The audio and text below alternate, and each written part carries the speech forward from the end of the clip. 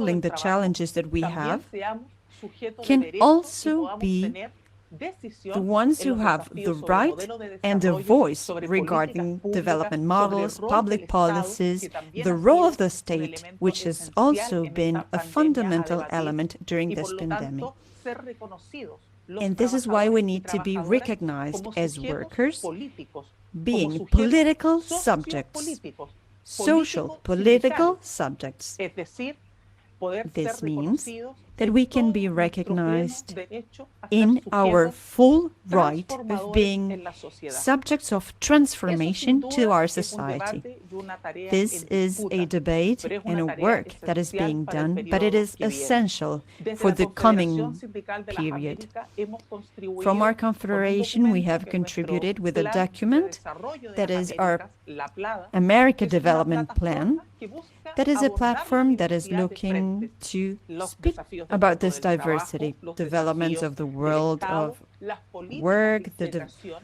porque hoy the también se challenges pone en of the evidencia que state, los the países por sí integration solos no policies, pueden dar because we can see respuesta that a countries by desafíos themselves mundiales y cannot por lo give tanto tenemos que answers avanzar en to mejores world y mayores challenges, and we procesos need de to move integración, pero por in sobre better todas las cosas, integration esto processes. implica que como And un among all, movimiento everything, sindical, this means si queremos that estar a la as a altura de estos unions, grandes if desafíos we y de have la to face the audacia que challenge demanda el and tiempo be presente, bold enough también debemos ser for capaces this de present, we reflexionar also need to sobre be able to nuestros reflect mecanismos de and organización think para about which entonces are our bien organization representar a la mechanisms to clase represent trabajadora, correctly bien our working representar los classes, intereses represent de las correctly grandes the mayorías, interests ser of sujetos the most, sociopolíticos and being y hacerlo socio-political también subjects, reflexionando doing it sobre nuestras also prácticas y nuestros considering and desafíos en thinking el about our mundo del best trabajo. practices and challenges in the work area.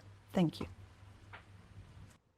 Creo que he llegado al tiempo, por eso trato de ser respetuosa con I los think 10 that's minutos all. asignados. I want to be respectful regarding the 10 minutes that have been assigned. Thank you. Thank you, Barbara. You've highlighted the task ahead for us all in reimagining our role beyond the workplace, the company, the sector, and in the context of a once-in-a-100-year pandemic. The last brief 6 months has seen our movement struggle and the fight for survival of the working class. And yet in many ways we're at the beginning of the task ahead to halt the neoliberal agenda. And as you say, putting security, life and care at the centre of that struggle. Thank you again, comrade, for joining us today. Before we get on to that, for participants in the chat, you'll find a link to Barbara's recent article published in the Global Labour University. So my name is Kate Lee. I'm from Union Aid Abroad, the global justice organisation of the Australian Union Movement. Greetings and solidarity to you all.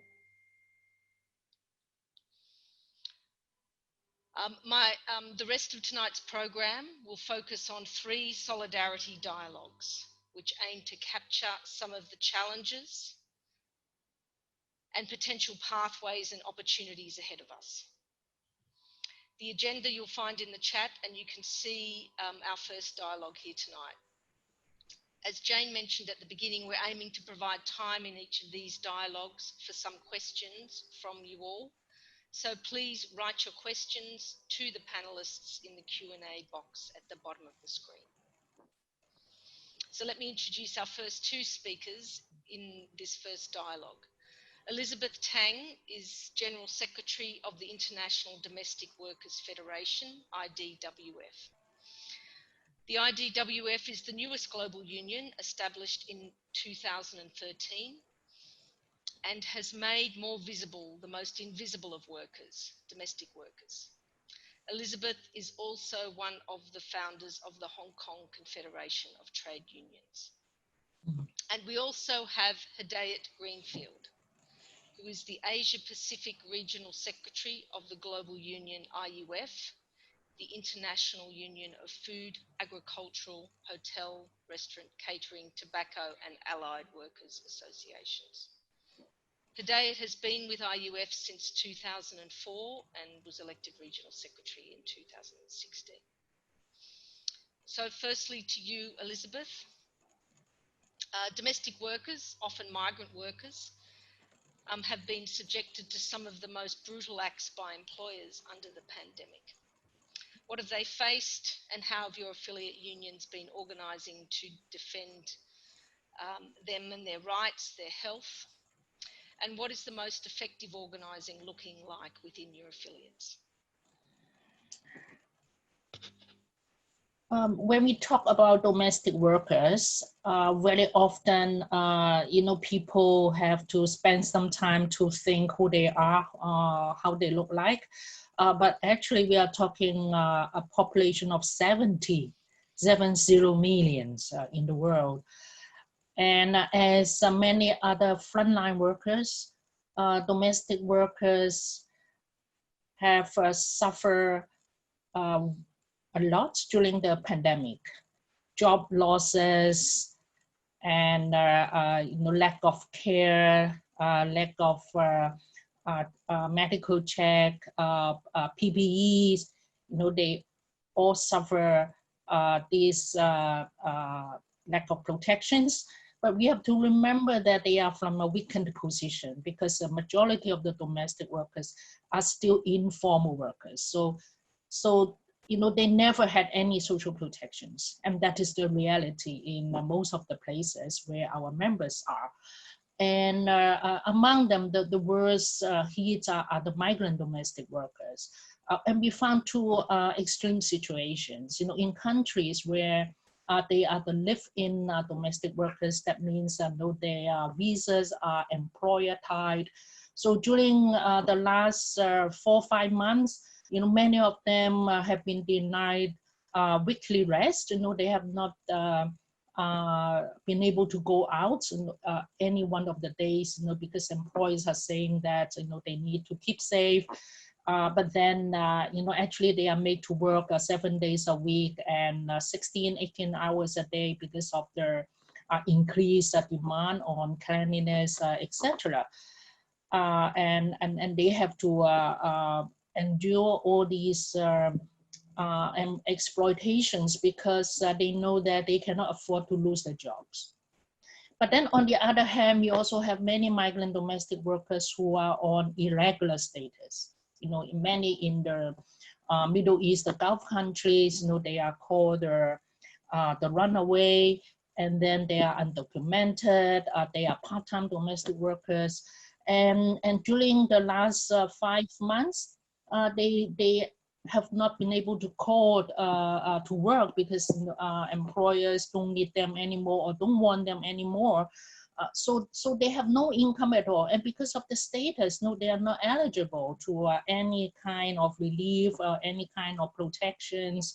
And they also get trapped because they cannot go home. And they are in extremely vulnerable situations. And our affiliates in these countries are trying their best to address the situations. And what has been positive is that in the last 3-4 years, we have been able to organize domestic workers, even in very, very challenging situation, where countries actually do not allow domestic workers or migrant workers to organize. But now they are happening. We have domestic workers organizations in Lebanon, in Jordan, in Malaysia, in Qatar, in Kuwait. They are arranging all kind of possibility to help out each other, to meet some of the key challenges. Even in Lebanon, I mean, many of you, of course, you are aware that on top of the financial crisis, on top of the pandemic crisis, they recently faced the explosion. And a lot of thousands and thousands of migrant workers have not only lost their job, but they actually lost the place to stay, because their employers lost their homes and the employers can go to shelters. But the shelters are now only for locals, Lebanese only. And they are migrants, they are not eligible to, to even these basic humanitarian aid. But in Lebanon, our domestic workers groups, of the Ethiopian domestic workers, of the Filipino domestic workers, are trying their best to raise funds And the IDWF is partnering with these local organizations to get their stories out, to get people's attention, to seek out the migrant domestic workers in this situation and provide help. So, all these are happening around, people are not aware, but, domestic workers are fighting hard. Okay, thank you. Thanks, Elizabeth. We'll come back to you in a minute with a second question, but I want to move now to Hidayat, who I think is there as well. Yep. Hi, Kate. And Hidayat, none of us in the international trade union movement wants things to return to the way they were. And as we've already heard, with massive inequality already underway, what will it take to shift the debate? Is it how we organise or the demands we're making? Do we need to reimagine work, economy, democracy, or perhaps all three? What's your view on this question? Thanks, Kate. I think the answer is all three, but let me start with the what I think is well understood, and I think Jane referred to it at the outset, that all of these vulnerabilities and fragility that we see now in the COVID-19 pandemic already existed, and all of these marginal and most vulnerable workers, including the domestic migrant workers, that already existed, and the pandemic has exacerbated this and brought this out, but it didn't create this crisis. And what we also need to recognize then that it's not bad policy and bad governments that created the crisis. It's actually patriarchy, racism, and 40 years of neoliberalism that put us in this position where we are today. And I think for me, that's the starting point. If we really have to shift the debate in terms of how do we deal with 40 years of neoliberalism that systematically deliberately dismantled all of the social protection, employment protection, access to food, universal public health care over a period of 40 years. And not only that, undermined our values in such a way that even collective solidarity, collective action in the general interest is at risk today. And I believe that as of today, it is the neoliberal nexus of individualism, of private interests and wealth that is killing us, and not the coronavirus. And I think that this has really inhibited both our ability to have the debate and to act if we don't recognize the impact that neoliberal policies have had over the last 40 years. And I think that it also means, and I'm trying to look forward, to build the future that we need to get out of this and to look beyond this crisis, we must overcome patriarchy and racism that are so fundamental in creating these inequalities and vulnerabilities. And that we also have to challenge the capitalist system in which everything is a commodity bought and sold for profit. And I might mention a little bit later, but I think that it's important to consider what that means in terms of commodities bought and sold for profit. And I'll come back to that in terms of rights. But I think this transformation that I'm talking about, which sounds very grand, begins with a transformation not of society and the political systems that will come, but we need a transformation of our trade unions ourselves, a transformation of our movement. And I think that we need to build the power to bring about this change, and at present, we do not have it. We can get that power if we continue to organize as we are, and Elizabeth spoke about organizing in a crisis and the opportunities that are there. With tremendous courage, workers are still organizing new unions in this crisis and building the power we need for change. And I think it's a time to reassert our fundamental rights, that we don't need to always reimagine and reinvent the future in terms of what instruments we need. We have those instruments in terms of the right to freedom of association. We have to restore the right to strike and fulfill the right to collective bargaining. We need that to move forward. And I think we can revitalize and use ILO conventions in themselves, not important, but the ILO conventions that are so fundamental to us historically as a reference in what those rights are. And those, not just freedom of association, collective bargaining, but restoring all of the others about social protection, employment, and protection against termination. And I just used an example, Convention 158, which is not very well known convention on termination of employment. The employers and government fought this convention for 40 years. and buried it. And yet the Termination of Employment Convention has a comprehensive set of protections that workers today, if they had it, could protect millions of workers from unemployment, if they had this today. And they don't have it because it was aggressively prevented from being widely adopted and implemented in that neoliberal project. And what we don't need, I think, are new ILO conventions like the proposed Convention on Responsible Business Conduct, RBC, a convention that would reaffirm private corporate control of the world in which we live, legitimate the corporate business world that got us into this crisis, privatize social regulation, and deny public accountability. And I think we have to be very clear about that, that we cannot have and cannot afford to have that as the new normal. And I think, you know, the basic point being, we need a social and political transformation. It's a huge task. We need union power to do it. We're building that power. But what we understand is that we cannot begin this transformation with compromise. Of course, compromise comes out of struggle. We can struggle and compromise, but we cannot substitute struggle with compromise. And I think that proposals like the RBC Convention do precisely that. And the shift in the debate is to reassert our collective rights, as I've described these rights, but including the collective human right to public health, to education, to housing, to food and nutrition.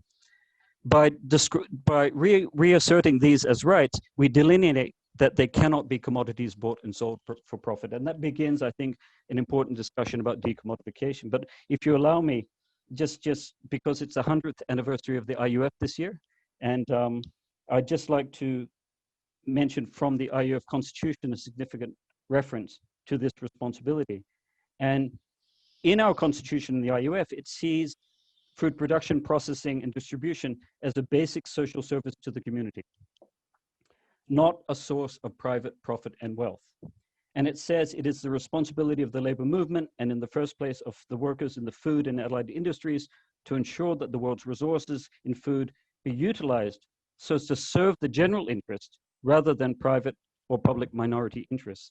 And I think that, again, looking back to look forward, we have to reaffirm the importance of the general interest, the public interest, when it comes to these rights, and see the damage done by 40 years of neoliberalism that has not only deprived hundreds of millions of people from access to food, but has turned hunger itself into a commodity bought and sold for profit. To move forward then, we need to dismantle the corporate free trade regimes that have been built over the last 40 years and not fix them. There's no possibility to reform or fine-tune corporate free trade regimes. These regimes extend corporate control over agriculture and commodify everything that exists, just as corporate free trade regimes with healthcare as a commodity was about privatization, commercialization, and commodification that then, in this crisis, denied us access to universal free public healthcare that could have prevented the epidemic becoming a global pandemic. That is gone, not by accident, not by bad policy, but of a deliberate neoliberal project that commodified healthcare and dismantled the system itself that could have protected us. And so I think that the other point being that everything we need to do to decommodify water, for example, so that we have a human right to access to water, decommodified food and nutrition, so we have that as a human right, all of this is illegal under corporate free trade regimes. And so the economic managers who really run the state would tell us that it's not possible, it's illegal. So we have to recapture the state back from the economic managers who were put in place again by 40 years of neoliberalism, restore public accountability of all of those officials in running that state before we nationalize and put things back in their hands. If we nationalize without recapturing public accountability in the state, and if we nationalize without decommodifying, then we're simply going to, it will be a temporary fix, and we'll soon see we'll be denied healthcare under a commercialized, marketized system once again. So it's really an attempt to look forward about that and how we shift the debate. And I would just say that it's the same economic managers that tell us today that in the middle of a global pandemic with tens of millions of people infected and 1 million people dead, we cannot afford universal public health care. That's an impossible statement to make. We need to massively shift resources at this time, nationally and internationally, to make it possible. And I don't know, Kate, yeah, Sorry, and I'll wrap up there, Kate. There's a little bit more, but I think that's the direction I would like to take the debate. Great, thank you, Hidayat. I want to go back to Elizabeth now, and I want to just let people know that you're a very quiet group tonight, all of you, because you haven't put too many questions yet in the Q&A box, so I encourage you to do that. We have a bit of time left at this stage anyway. So Elizabeth, I just want to come back to you then. In terms of your views on things that you think it will take to shift the debate. Is it how we organise or the demands we are making? What's your observation from your perspective on where you sit in the union movement?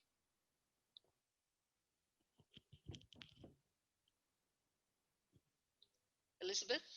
You're on mute, Elizabeth. You need to unmute yourself. Thank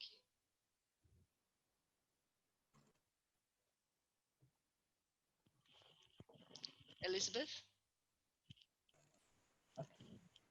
Okay. Okay. Ah, that's better. Thank you. Okay. Yeah. In this COVID pandemic, we have seen partly the perception have shifted on what is essential service, and people begin to realize, or for many people who begin to realize that you know, the low-pay essential workers, you know, including the food producers, including nurses, you know, doctors, domestic workers, cleaners, you know, these workers are providing the essential services under the COVID-19 pandemic. You know, definitely, you know, they are not some overpaid CEOs. And for us, this is a very important opportunity, you know, for us to once again recognize the value of care work and the value of domestic work. Earlier, Hidayat mentioned, you know, it is racism and patriarchy, you know, which really our biggest enemy. And for, when I speak about my sector, you know, this is really the truth.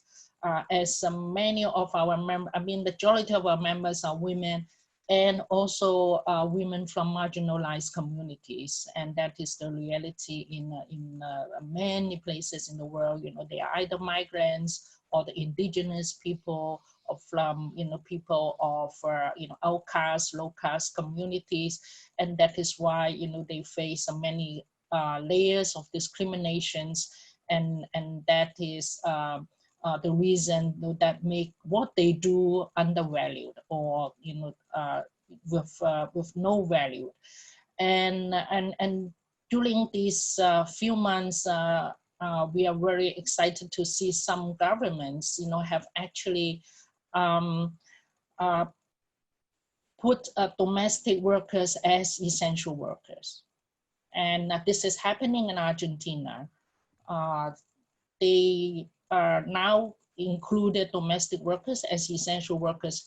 So they given domestic workers the PPEs and other apply the health and safety rules and measures to enable domestic workers as essential workers to return to work safely. And similarly, we also have seen that the Portugal government have amended their policy so that social protections and reliefs are extended to all migrant workers, irrespective of their legal status. You know, that enable you know, thousands of undocumented migrant domestic workers to be able to access to relief and other social protections. And this is really visionary and inspiring for not only for policymakers, but also for us in the union movement to start thinking about the kind of policy, welfare, protection, labor rights for all workers, formal or informal, and women and also people of color. And we in the labor movement will have to start doing this and putting this on our agenda.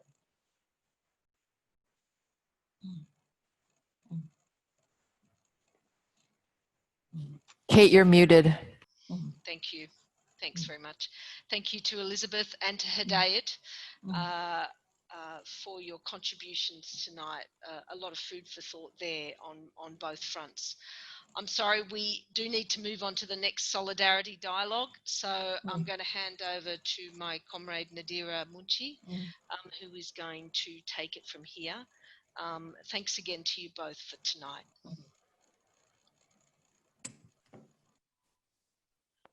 Thank you so much, Kate. And thank you for that. I think there was a lot of rich discussion that came out of that solidarity dialogue. My name is Nadira Munshi. I am a project coordinator at Public Services International, which is one of the convening trade unions. Sorry, I hope you can hear me, which is one of the convening trade unions of the Global Trade Union Assembly. Today I have with me Comrade Khao Puin. He is the the Deputy General Secretary of the Independent Democratic Association of Informal Economy in Cambodia. We are also joined by Comrade Nora Padilla from the Association of Waste Pickers in Bogota, Colombia. We will be discussing organizing responses in the context of repressive and authoritarian states. I would just like to please remind you to have your interpretation turned on, as we will be having both English and Spanish being spoken today. I also please remember to send through your questions and comments in the chat box. So I want to start with Comrade Puin, and thank you for joining us today. Comrade Puin, the IDEA organizes across the informal economy, including street vendors and tuk-tuk drivers. Can you tell us about your organizing efforts during the pandemic? And can you outline the broad societal changes you are demanding? Okay, hello everybody. Yeah, I'm Cao Phương. I'm from IDEA, Independent Democratic or Informal Economic Association. And thank you very much for allowing the opportunity for me to speak in this webinar meeting. Yeah, actually, we are the trade union in Cambodia in informal sector. But right now, the government does not allow us to be the trade union. That is why they put us under the law of NGO, law of NGO and association, and register in the Ministry of Interior. And we represent over 10,000 of members who are from the tuk-tuk driver, from domestic worker, street vendor, and waste collector. We organize for broad change of society, include like social justice and also the bridging of rich and poor gap, and for sharing of fair sharing of resources in the society. And we are a small country and we have a small economy. Like our main economy is production for export, mainly garment, travel, goods, tourism, construction, relying much on foreign investment and also foreign aid. And for the job insecurity and informal economy, that actually we have around 16 million population, and around 10 million is working force, which is 85% in the labor market is informal sector, like in the service sector, in small business, in construction, tourism, agriculture, and also migration. And while the formal sector is very small, like in the garment production, in service sector, and also public employee. So what we do, what I did that in this context, actually we believe in the role of trade union, and especially the right to organize and collective bargaining agreement.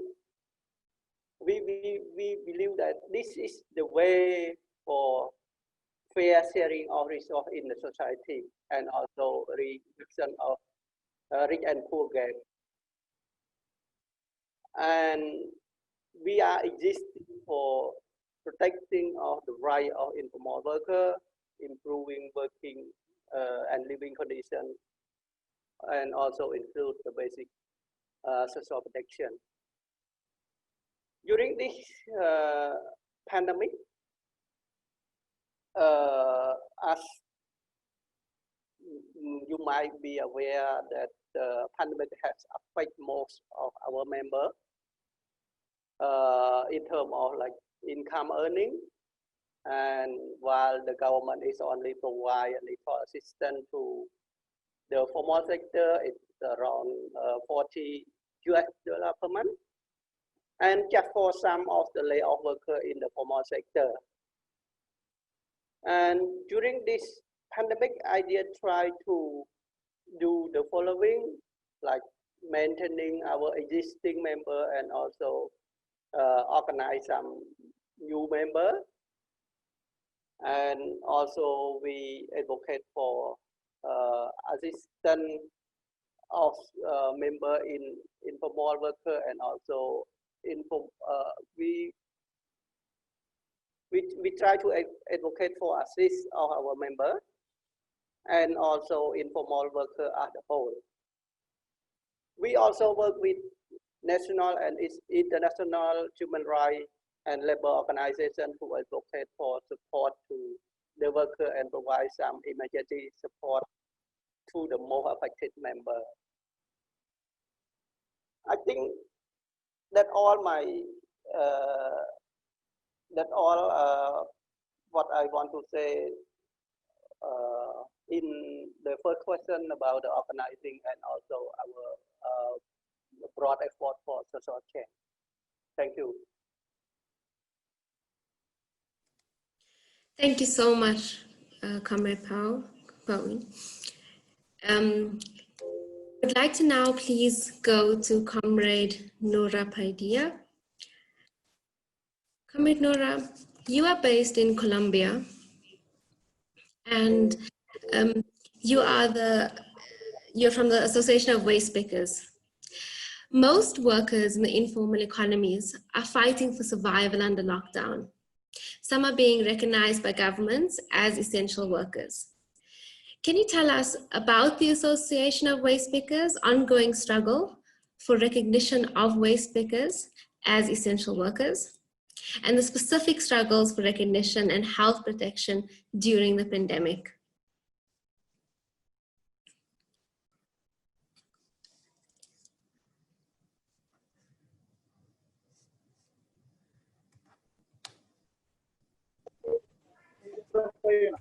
Hola. Hello? Hi, Yes. Nora, we can hear you.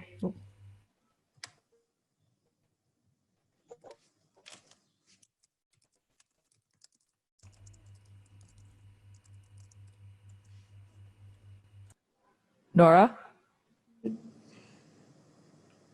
Hola. Hola. No use. Soy Nora Padilla, recicladora de oficio. Browser. ¿Me veo? Hola, hola.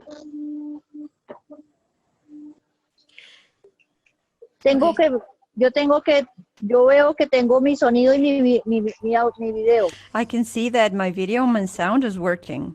Can you hear me? Hola. We can hear Hello? you now, yeah.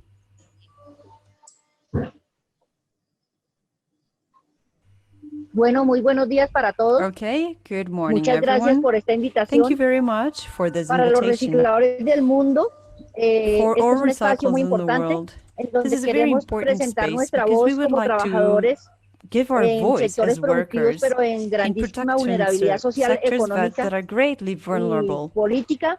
due to Les its doy economic and la political bienvenida a todo el vulnerability. I would like auditorio to y welcome all quisiera of the auditorium, and I would iniciar mi conversación like to contándoles start the que los conversation by recicladores de letting you know materiales that de materias recyclers primas recuperadas of somos recovered un número importante en el mundo, waste somos is más a de very 20 big millones number. We y are por more than supuesto las 20 peores million condiciones people están around the world. And todavía of en los course, the worst trabajadores de conditions la are recolección y la recuperación del in reciclable que the están workers en who have botaderos a to cielo abierto, en pick up basurales, this because they are in the sitios waste en pickers donde are la the ones who are disposición final working in areas where the final disposition has tiene efecto. an También effect. decirles que And I nuestra would also categoría es like to una tell you categoría that que our viene category ganando is desde hace muchísimos años en a organización, sector that for porque many creemos que years la has organización been es el medio working in para organizations incidir because we believe that políticamente organizations is the en las best way en to el have a cambio de political condiciones de vida y incidence de in the trabajo de nuestra changing categoría. of working conditions for our Nosotros sector. somos trabajadores de We los have que esta pandemia ha workers considerado los trabajos esenciales, who porque have been además de ser considered, of un course, servicio essential workers público de during this saneamiento pandemic, because básico, besides from nuestra being a actividad public service logra and basic recuperar service, our millones de activity toneladas de manages papeles, to recover cartones, millions of tons metales, of paper, plásticos cardboard, que metal, sirven de plastic base para la that industria is que used hace as a base for the industry that is doing empaques y envases packaging y productos precisamente para la and contención de products that la are pandemia, done como por ejemplo todo el specifically papel to contain higiénico, the pandemic, los like envases para las toilet medicinas, paper, los envases para el the agua, los packaging envases for para medicine, the medical los elementos para los alimentos también. things for Entonces food as nosotros well. somos un sector So considerado we are efectivamente a sector that de is los considered oficios esenciales que essential, no se destaca durante esta pandemia. and that Nosotros is llevamos más de 100 años en el oficio, llevamos something en that una we have cuarta o been quinta doing for more generación de than 100 recicladores. years. We are the fifth Y nuestro generation of oficio, por recyclers, supuesto, no and solamente es un our oficio job, de of course, is saneamiento not y un just oficio esencial para la cleaning vida, or sino que también se essential for constituye life, en but it un is gran proveedor also de materias primas para las we are a big multinacionales que son las que usan provider for nuestros multinationals, materiales y por which supuesto are, la of course, protección the de la ones using naturaleza. our material. Por cada tonelada de papel que nosotros recuperamos, For each se ton puede of salvar paper un that árbol. we get, we Entonces, can save a y tree. el hecho de que nosotros recojamos millones de And so the toneladas fact de that we materiales al get año millions hace of que tons of precisamente material per millones de year litros de agua, makes millones de millions of árboles, liters of millones water, de trees, barriles de petróleo sean protegidos para el oil mundo y para la can be economía del mundo. Es decir, protected que nuestro for the aporte, world and the world además de ser economy. un That means aporte that what we give is económico, not también es un just aporte ambiental economic de altísimo valor.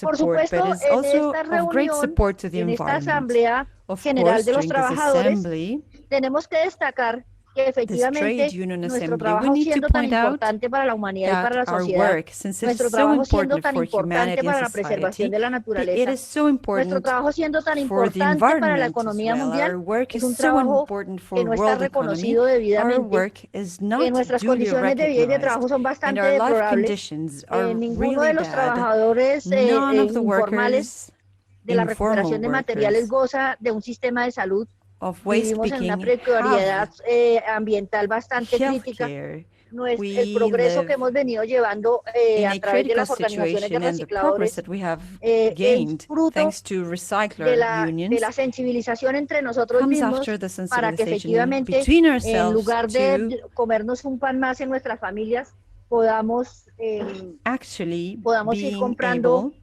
un vehículo para transportar el material, to podamos ir get pagando un some arriendo en una vehicle to planta como la que transport están viendo para material poder acopiar or nuestros pay rent materiales in a y place tener like de the one verdad we un have, esquema de so that we trabajo can solidario. have more material and Nuestra have a forma solidarity jurídica son in the todas way we las work. formas jurídicas solidarias que nos permitan que nuestro Thank you, capital, Connie.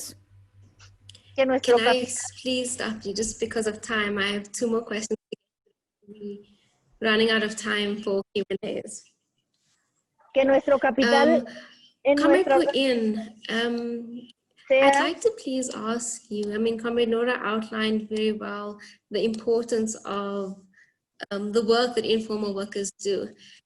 Your union and their members are living and working under repressive conditions, and this pandemic has given license to governments across Southeast Asia to strip away work and civil rights. What are the most important lessons that you are learning during this time?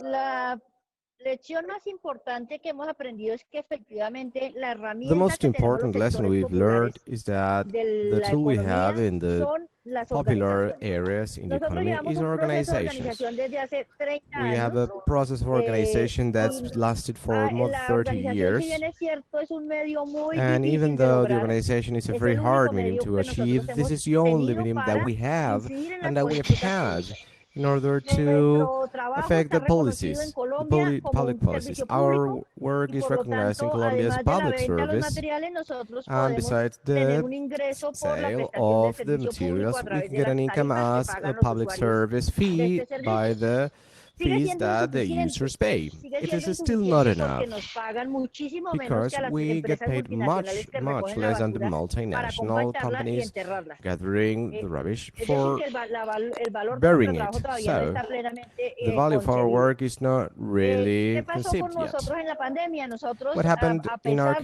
case during the de saber que pandemic, teníamos altísimo riesgo por estar en contacto con besides la knowing basura, that we were nosotros in como high risk organización because of tomamos la being in touch with decisión the de rubbish, que el gobierno we made the nacional permitiera decision nuestro trabajo that de la the misma manera que estaba government permitiendo allow us to la continue our prestación de la work recolección de la as basura, the la prestación del servicio de agua, de trash telefonía, de gathering gas, was por ser also servicios allowed públicos as esenciales gas, para el desarrollo de electricity, la humanidad. phone, and the rest of the Efectivamente, public el gobierno services for the nacional, development of the society. dentro de los Actually, decretos the de national contención y government, in atención a la their pandemia, decrees for containing especificó and curbing claramente the que action los of the recicladores pandemic, seguíamos en nuestro specified trabajo, que that the nuestras actividades recyclers estaban continued with permitidas, our work, que nuestras rutas that se our seguirían activities were prestando, que allowed, la and recolección our de los routes materiales and our además services era una were going parte to muy continue, importante para and que las gathering empresas de materials was a envases y very envases important pudieran service también for the packaging estar companies activadas to durante esta pandemia. continue working actively during the Yo creo que esa pandemic. es una conquista enorme. I believe that Esa this es is a big una conquest. conquista sin This is a precedentes big para un achievement, an grupo unprecedented achievement de for trabajadores en vulnerabilidad a en group of sectores workers that are que vulnerable,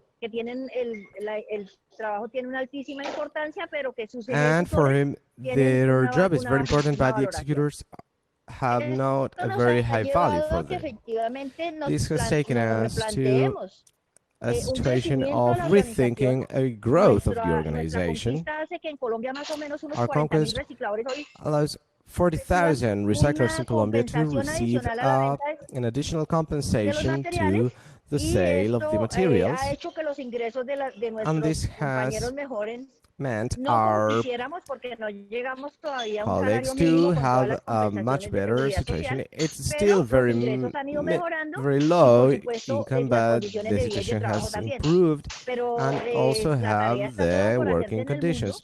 But we still Nosotros have a lot queremos of que el work to mundo do in the reconozca a los world, and we want the recicladores world to como recognize trabajadores recyclers de los servicios as públicos esenciales y que public por lo and tanto las rentas essential services. del pago de los servicios Therefore, públicos the payment for también these venga a public los services recicladores should para que also efectivamente logremos be en algún present in our momento recyclers tener unas so that condiciones we dignas can de have vida y de trabajo a en una especie de dignifying pago de working compensación social condition as a por los compensation siglos de for trabajo que social hemos work tenido en for the condiciones de different altísima work pobreza. that we do and the Yo creo risks that we que have and the high este level of ejemplo de poverty. Colombia I debe believe that this movernos a que example in efectivamente Colombia should también take los us to trabajadores actually see los that trabajadores del sistema de saneamiento que están the debidamente workers of reconocidos, the que son formales, que tienen cleaning sindicatos muy system, importantes, pues which nosotros have a very tengamos la important solidaridad de union, estos para que we podamos must incidir en have the unas políticas solidarity mundiales of them de so that we reconocimiento de can have estos our sectores influence productivos en in the vulnerabilidad political policy. que le So aportamos a la we humanidad, recognize no the solamente en sobrellevar great nuestra propia service that we existencia do sin and the demandar risks del that we Estado have,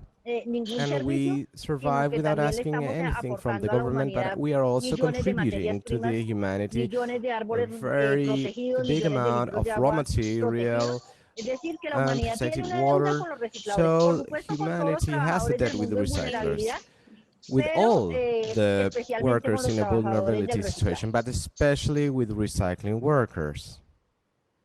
Thank you, Comrade Nora. I'd like to go back to Comrade Puin. Comrade Puin, I'm going to ask you the same question. I'm just going to read it out again for you. So and the question is really, what are the most important lessons that you are learning during this time, given that you are operating under repressive conditions and that governments are stripping away work and civil rights? Okay, thank you for this very important question, and I want to start with that as you may know, the statistics is very limited in Cambodia, and we are lacking of real democracy in Cambodia, and when we have national elections in 1993, and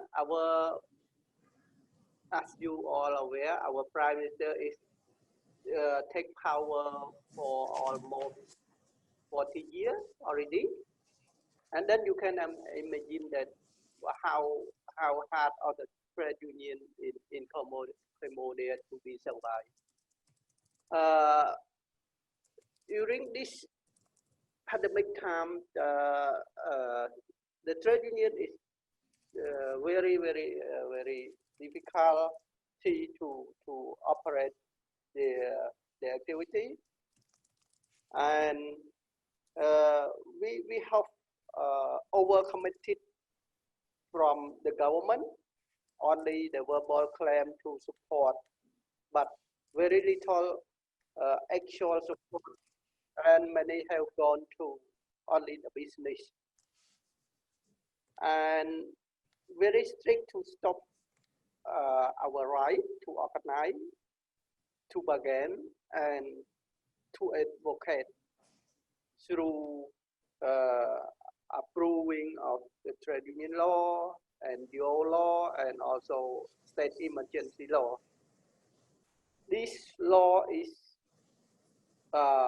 put much more difficult to our campaign to organize and to resolve our member problem. And with this difficult situation, we have learned that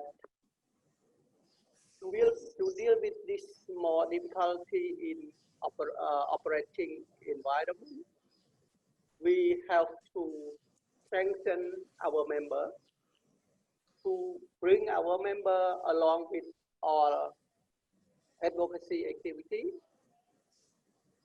and we also try to build alliance with both national and international trade union, and also the human rights, both local and international human rights NGO. Because only this we can protect our rights. As you may know, that I speak in earlier, that our government is not our government is based on foreign direct investment and based on overseas aid. So international involvement is very power to to protect the right of the worker, especially the informal worker in Cambodia. And also with these new circumstances, media is very important for us as the opportunity for us to make our voice heard, to make our demand heard. And then we try to work with the independent media such as Radio Free Asia, VOA, or OSI to voice our demand. And yeah, that's all what we learned from this, and that's all we try to tackle during this pandemic time. Thank you very much. Thank you so much to both Comrade Puin and Comrade Nora. Unfortunately, we are out of time and can't take any questions. I would like to then say thank you once again and hand over to Kate.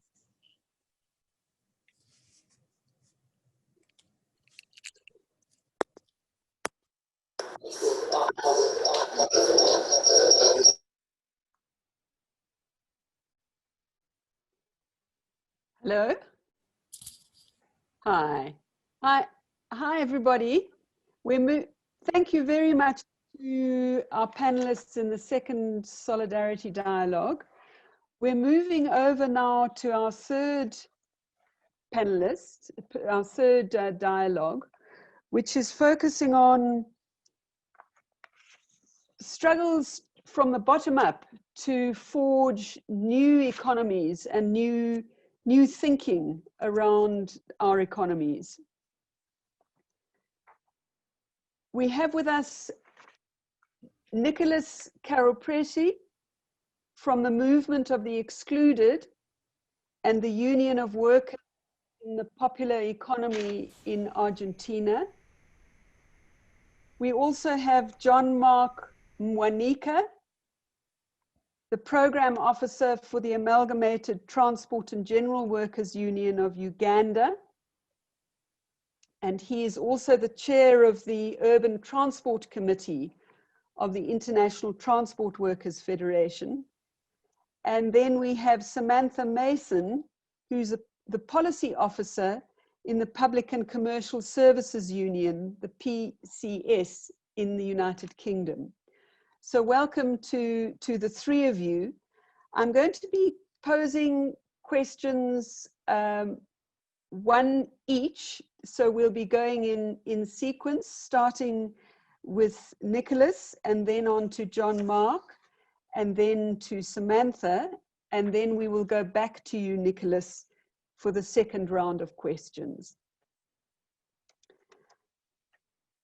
Starting with you, Nicholas, the San Martin Plan for Human Integral Development has been developed in Argentina, led by the organizations that you work with.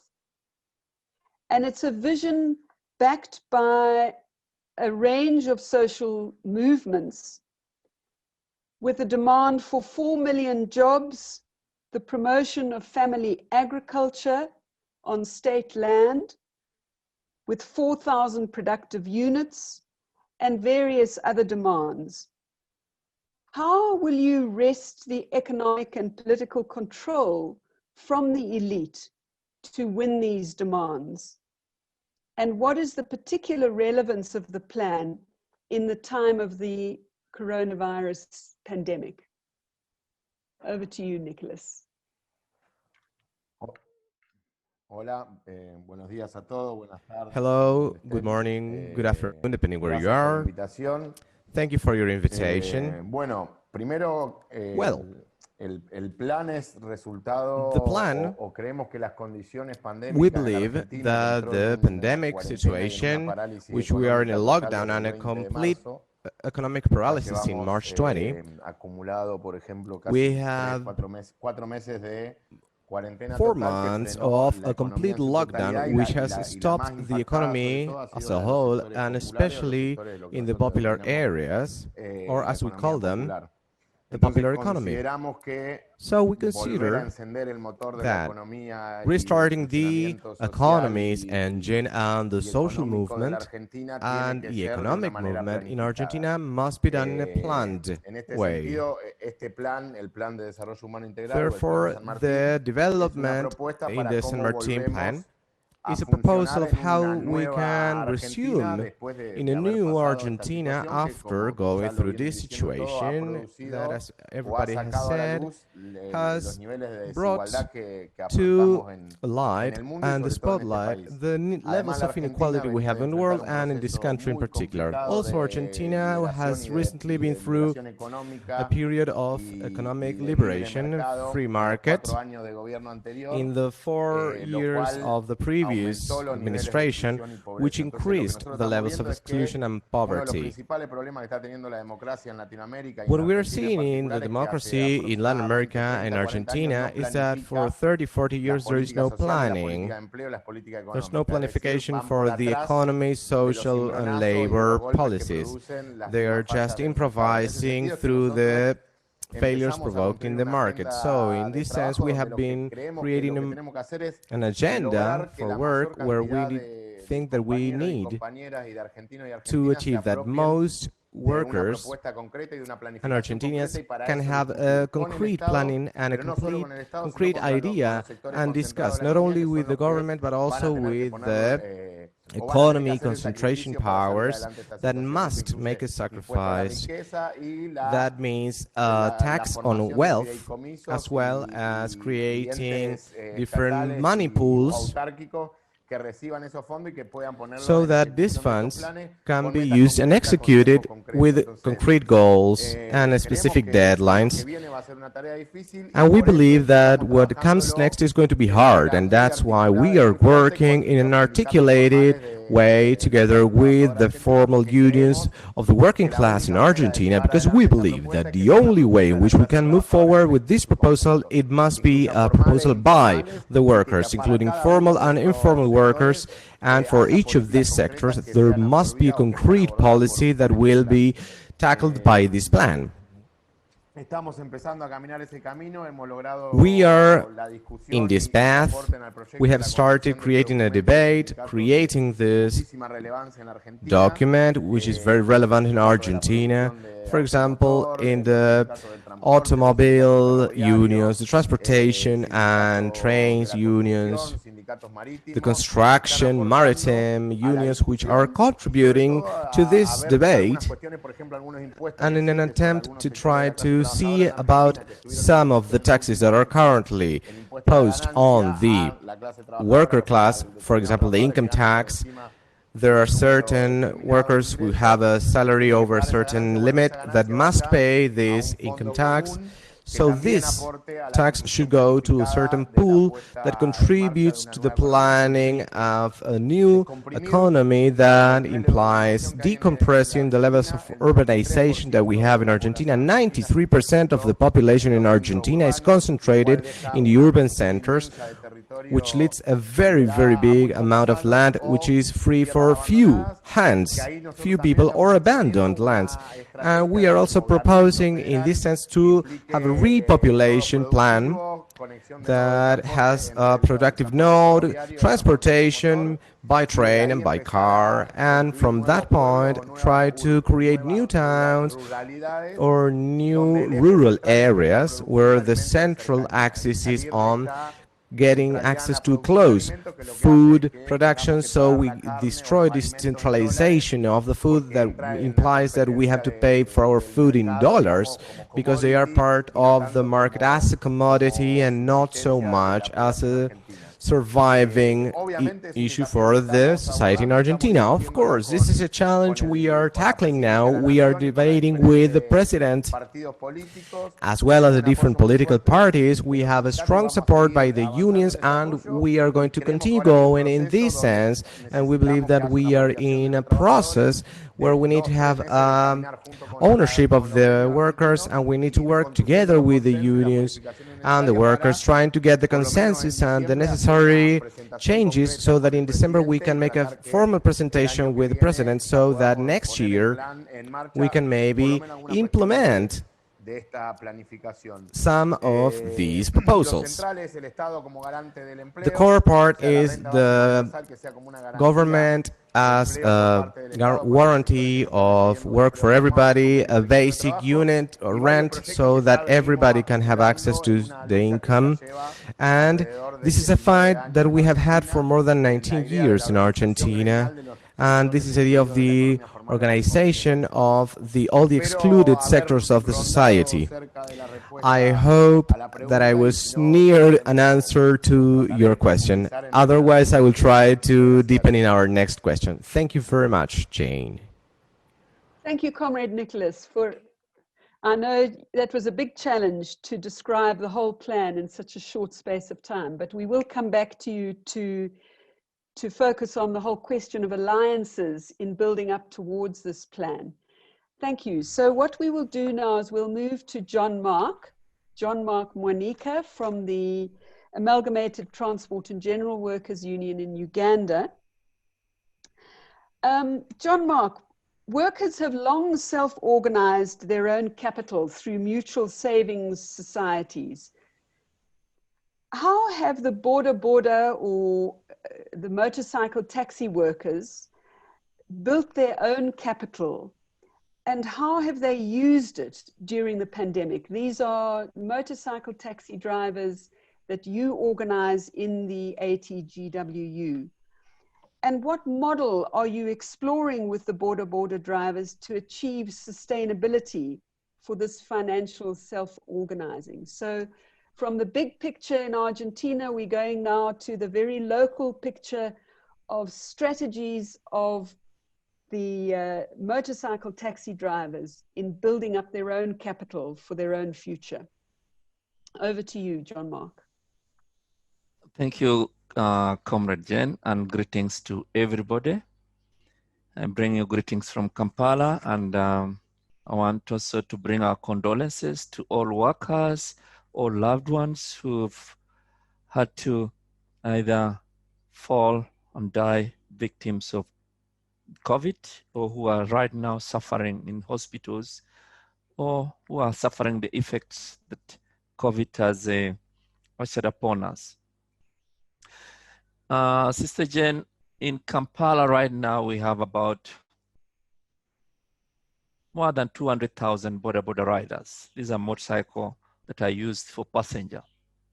And we believe that this industry is continuing to expand as passengers turn to motorcycles to overcome the chronic congestion and the long times they take to get to their appointments, workplaces, and the rest.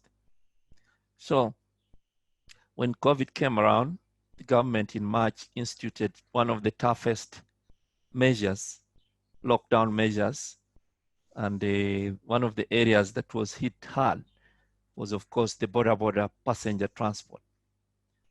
100% of these border passenger transport workers are informally employed.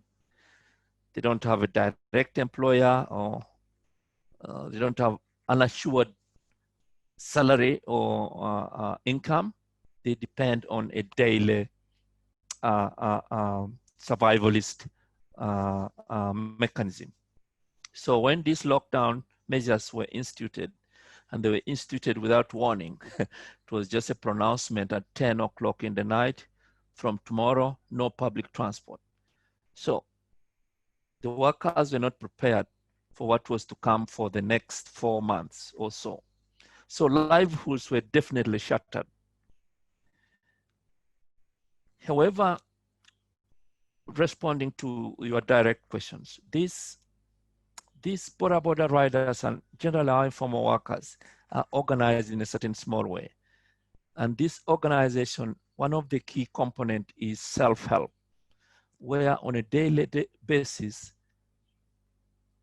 the workers within the short, small workplaces. They are organized around what we call stages. Stages is where along the street or in front of a certain busy shopping center, maybe 5 to 20 motorcycle riders congregate with the possibility of getting passengers.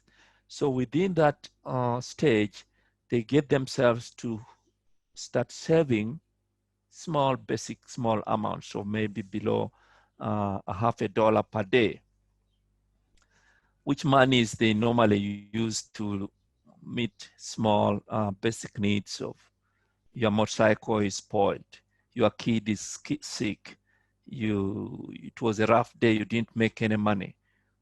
You tap into that. So these are the monies that actually came around to be very critical during the COVID lockdown, because the monies are being saved there. We have a mobile banking system that is within the country, and these workers don't need to have accounts, bank accounts to save. They save using their mobile phones and save using the mobile banking system. So whenever you want something, that's where you send a message to your leader. He sends you whatever small monies you want.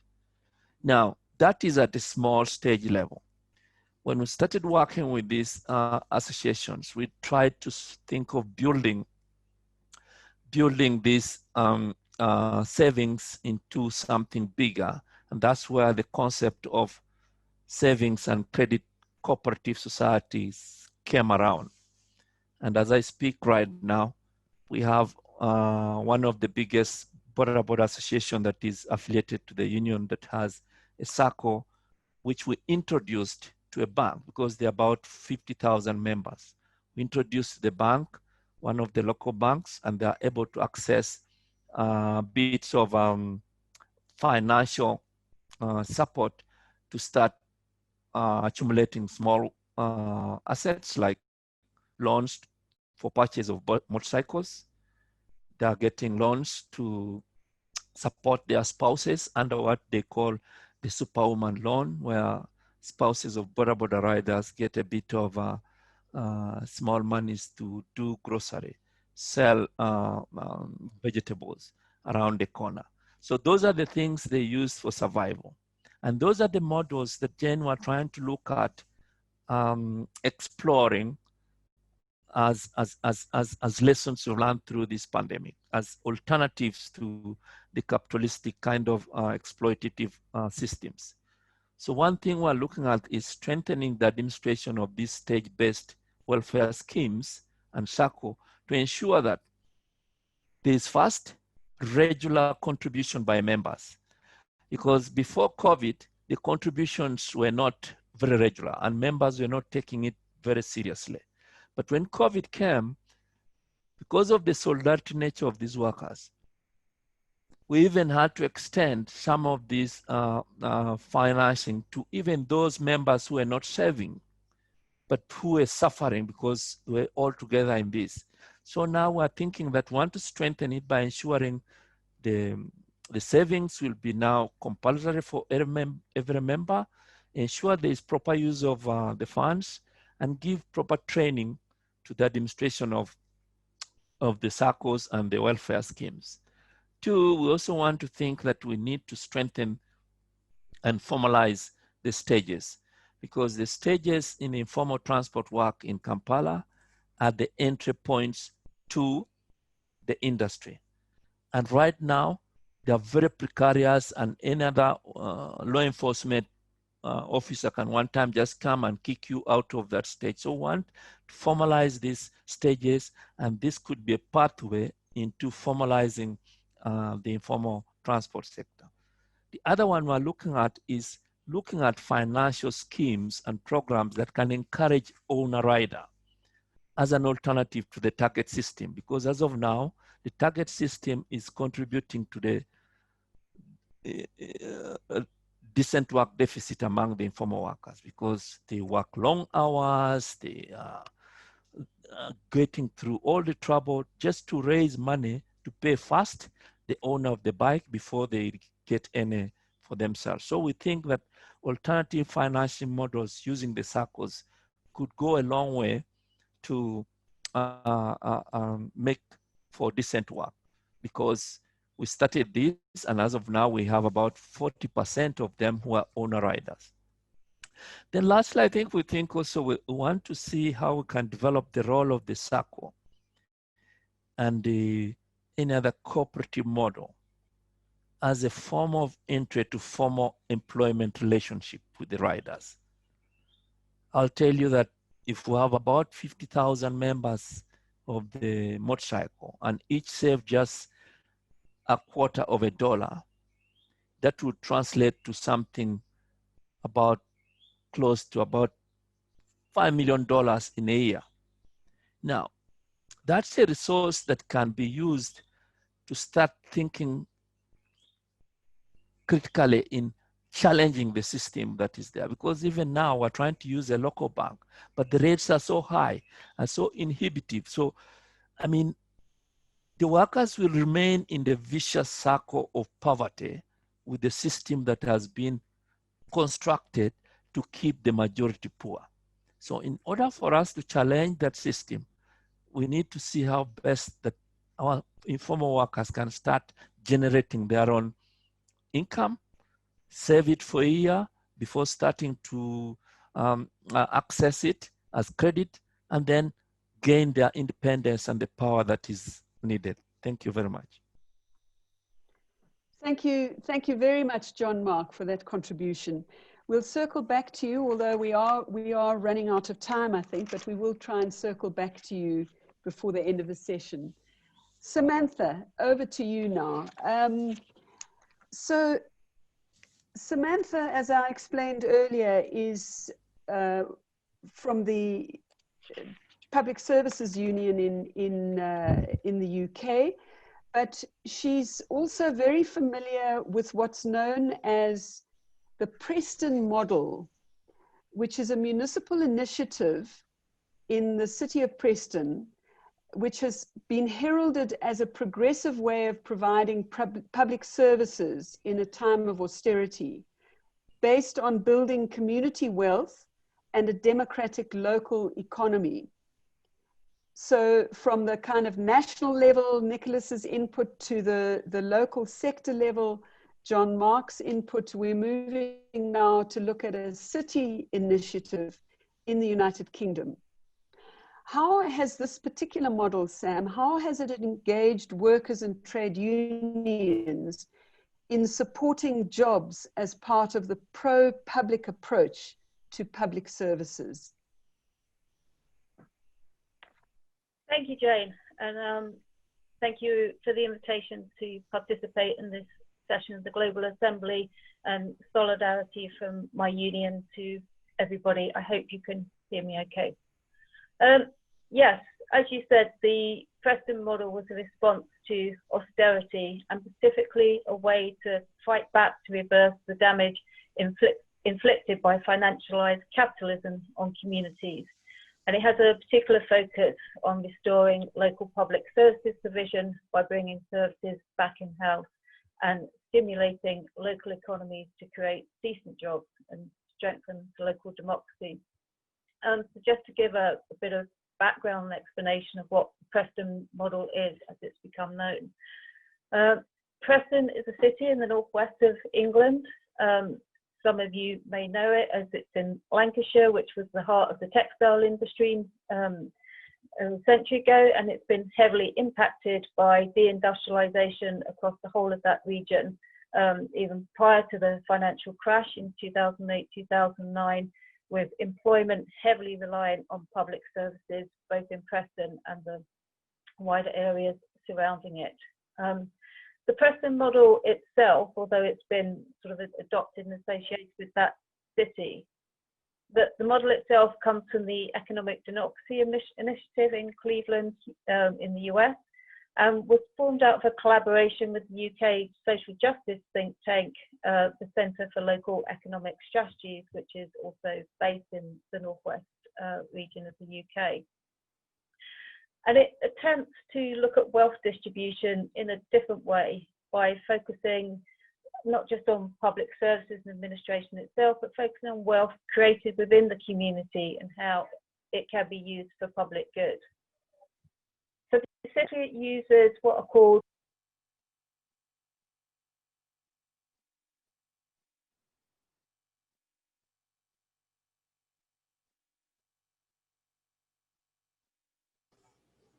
Sam, we lost you. If you take off your video, we might be able to reconnect and hear you.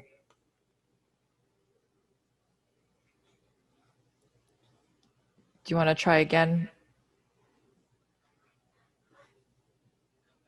We still can't hear you. Maybe you can sort out the technicals and we'll come back to you.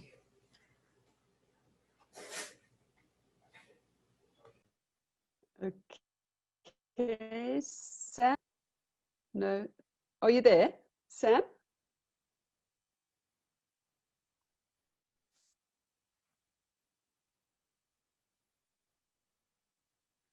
Okay. We'll have to wait for Sam to come back. So in the meantime, if we can circle back to you, Nicholas, if we could focus on the importance of alliances and the alliance in particular with the trade unions and other social movements in progressing the plan that has been formulated. For us, the most important part of the debate, besides having the government supporting some proposals, implies to unify the working class as much as possible in order to find good proposals to leave the pandemic. During the pandemic, in the case of workers or unions, build the protocols to get back to work, even analyzing the private sector proposals. What we're seeing at the moment is that the pandemic is not only affecting the excluded, of course they are the most affected, but also is affecting many workers in the private and public sector as well. Affected in both ways, both in the definitive exclusion of the working market, even in ages where finding a new job in a context of recession that has gone for about 3 years now, with a decrease in employment at a 5 or 6% annual rate. These are different actors and sectors that will be received by the social movement, and the social movements will try to find an answer in order to increase or improve the lifestyle of these groups of people, or at least they do not get worse. So, as we see from the concentrated capital sector, the owners of the land, in Argentina the economy is highly concentrated in the rural production with low technology or with a low production of new jobs, but what they have when analyzing and debating the policies is that they have a high unity. They have a possibility to work together, and in this way they can have a better negotiation. The increase of some taxes, for example, in wealth would help to support the other part of the society, which needs the political support and the public policies to strengthen this production. So, in this sense, for us, for 3 or 4 years, it has been very important to start working with the formal sector, the CGT, the CTA, and different union alternatives, and we believe that the only way that we can achieve some sort of unity and working together with all the union sector as well as social organizations, we're now creating the new ways union that incorporates these workers of the popular economy, textile workers, workers in recycling, construction, family producing in agriculture. So we have proposals that can be mixed in order to strengthen proposals that come from the private sector of employment as well. As we have said before in these sessions, nowadays the private employment only has 1/3 of the employment of the active population. So the rest are non-registered or with a precarious level of employment, and there is another part of the society which is finding their own way to survive.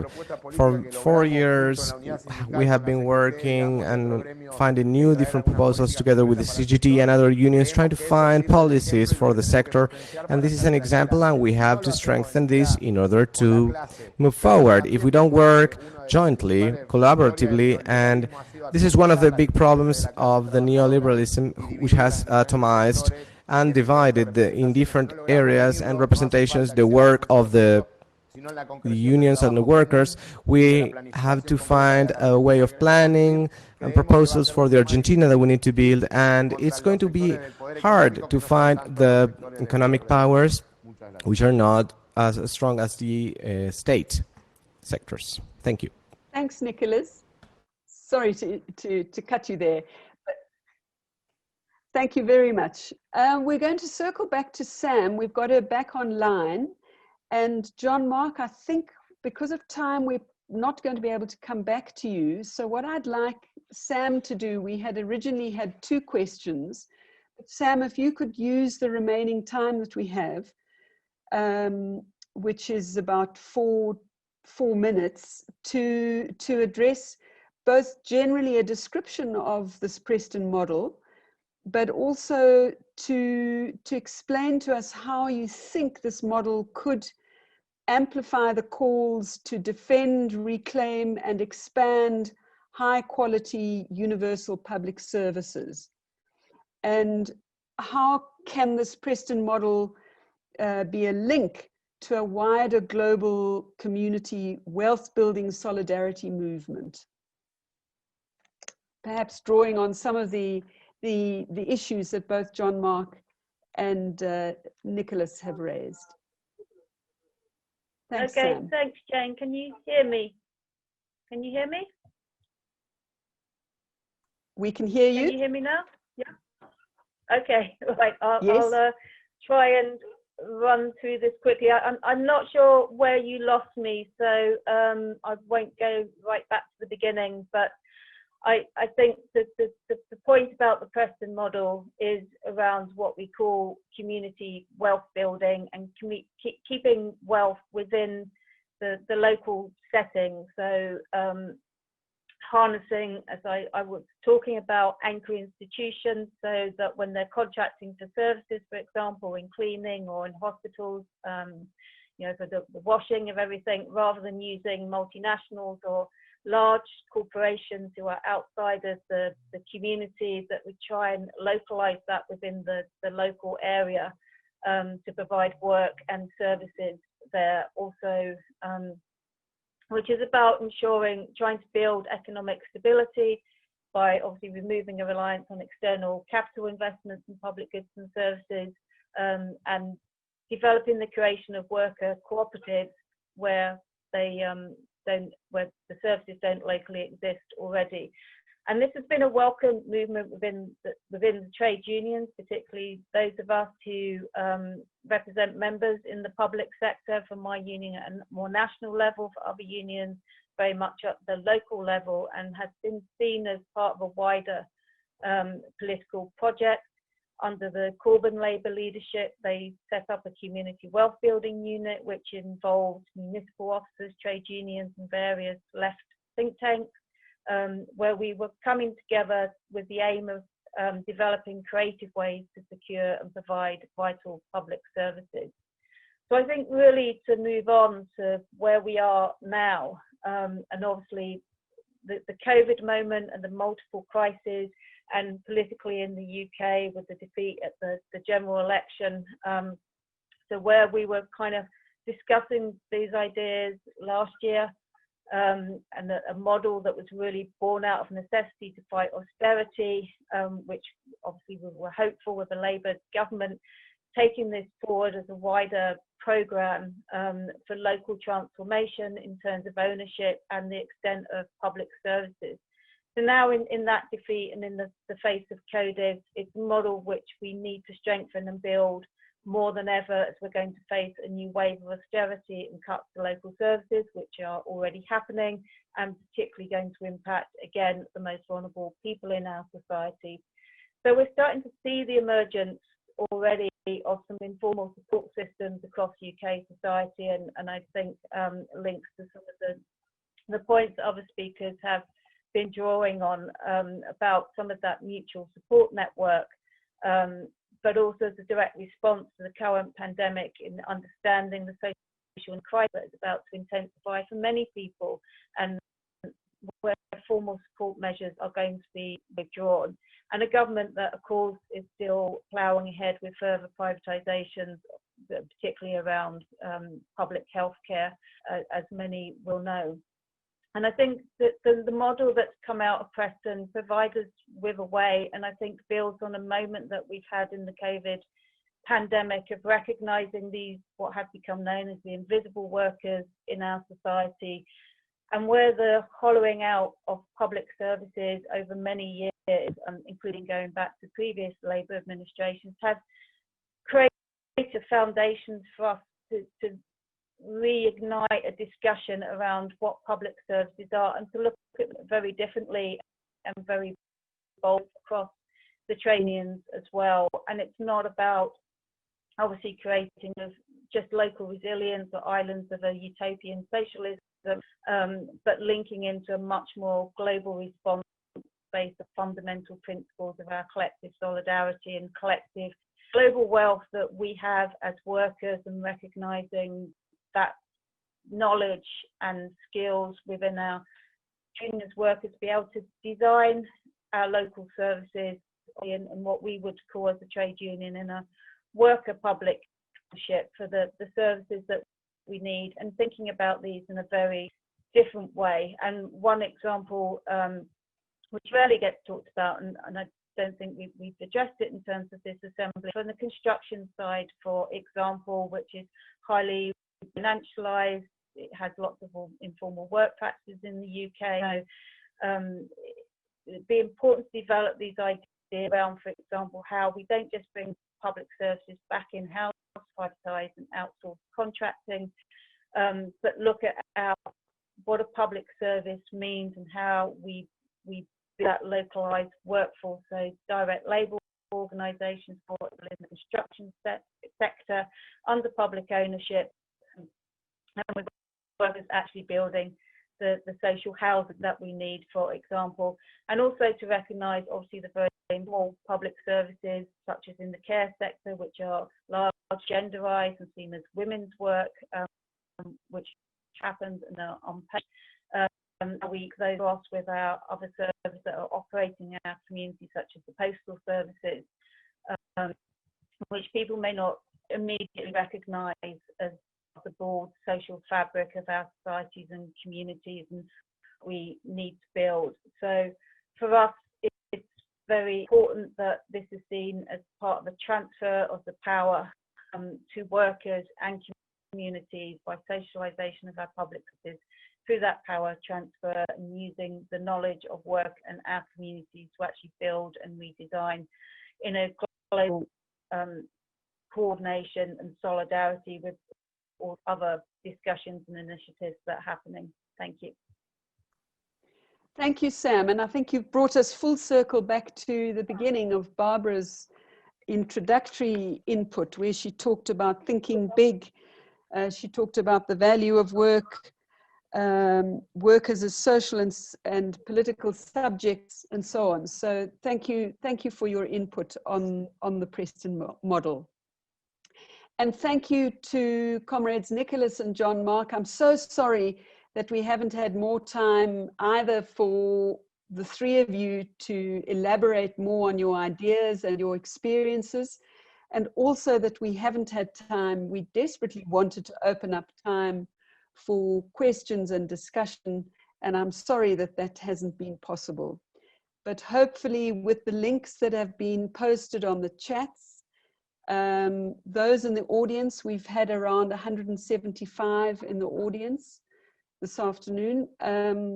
Those of you who are interested in making connections and picking up on those connections, hopefully you'll be able to do that through the links that have been posted. So we're coming to a close. I'm just going to make a few closing remarks, and then we'll be going to Sean to make some final announcements. I know that we're quite short of time, so I'll keep my closing remarks short. We started with Barbara, who gave us a really lovely overview of the importance of thinking out of the box, the importance of revaluing work. She talked about challenging the growth models that we've kind of inherited and got used to, that it's time that we really stood up and developed alternatives to those models. We then had Elizabeth, who talked passionately about the challenges faced by domestic workers, particularly migrant workers. She introduced the importance of focusing on the link between migrancy, informality, and precariousness, and then made the important link also with the question of race, which has been a common thread today. Then Hidayat came and he introduced and argued very strongly that we need to get away from the idea of simply changing governments, that it's systemic change that we need. He focused on the issues of patriarchy, racism, and neoliberalism as the key issues to focus on in generating strategies for change. And he argued very strongly that the starting point has got to be transformation of the trade unions, that we need to start thinking in new ways and organizing in new ways. And then, of course, we came back to Elizabeth, who talked about the importance of seeing domestic workers and care workers and others who've remained invisible for so long as essential workers and whose work needs to be valued. And that linked into many of the points that Nora made in her introduction to all of us of the life of the recycler. She talked about the environmental contribution that recyclers make. She talked about the significance of recognition as part and parcel of promoting the health and welfare of recyclers and other informal workers. And Kalpun introduced the importance of strengthening our organizations, strengthening both through membership, through ensuring that we bring our members along, and by building alliances. So he picked up on the strong argument that had earlier been made by Hidayat about really starting with transformation of our unions. We then had Nicholas, who gave us a great overview of the San Martin plan in Argentina. And for the first time, we had the strong introduction of an argument for really thinking outside of the urban focus and looking to repopulating and developing strategies for food sovereignty and breaking the stranglehold of the powerful multinationals, which again linked to many of the points that Hidayat had earlier made about decommodification, of challenging neoliberalism, and so on. And then we moved to John Mark, who gave us a very practical and concrete example of building wealth from below, very reminiscent of the early emergence of trade unions and the logic of trade unions in the very early stages of industrialization. And then finally, we had Sam, who gave us a very good example of a citywide approach to reclaiming local production and a local economy. The importance of building on the pandemic moment to promote the interests of the local community and its workers. So with that, I'd like to hand over to Sean, who has some announcements. And again, thank you very much to the 175 odd people who stayed with us for the full 2 hours. And thank you for your questions. I'm again sorry that we didn't have an opportunity to engage with those. Thank you, everybody, and over to Sean. Thank you, Jane, and thanks for you and Kate for a wonderful session, full of rich detail and lots to think about. The remaining task, I think, today is to just look forward to the next session, which is on Tuesday, September 1st, on the question of public ownership of energy. This, of course, intersects with issues of climate change, job creation, the ecological crisis more broadly.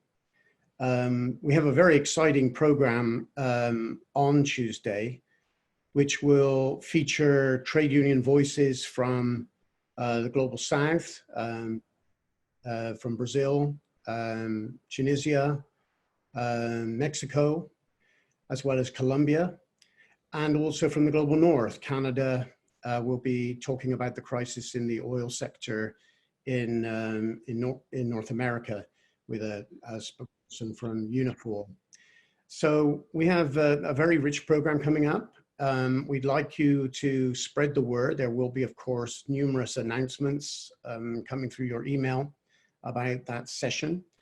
And this will be the 5th session, I believe. And then the following Thursday, which is a week from now, we'll have the session on making austerity history, as you can see on your screen, reclaiming finance to pay for the future we want. There's a really excellent program being prepared by John Treat here in New York with other comrades among the convening unions. So I'll stop there and look forward to seeing you again on Tuesday. And please spread the word about these upcoming sessions. Thank you.